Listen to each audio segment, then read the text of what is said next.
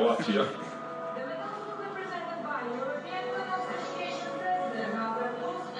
От 2015 година тя се състезава за турския клуб Дунил Канал шампиона си.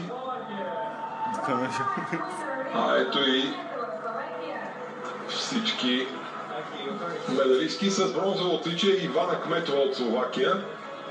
Не е първо в нейната кариера. Заедно с Мартина Кохова и в двойката каяк се представят много добре. Бронз за Словакия.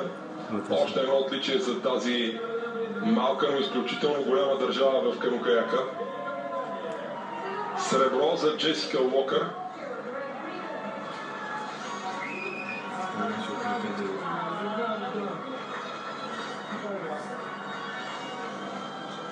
Големите фаворитки Наташа Янич финишира едва шеста. Николина Молдован четвърта, Наталия Подолская пета.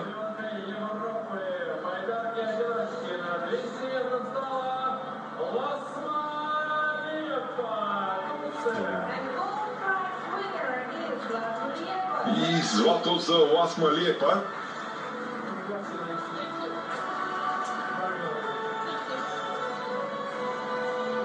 Само за 2 години, откакто гребе за турски клуб, получи турско гражданство.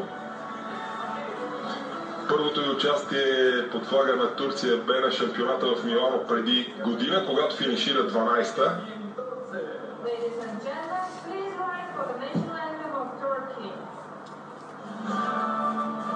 Сега в чест на победителката химна на Турция.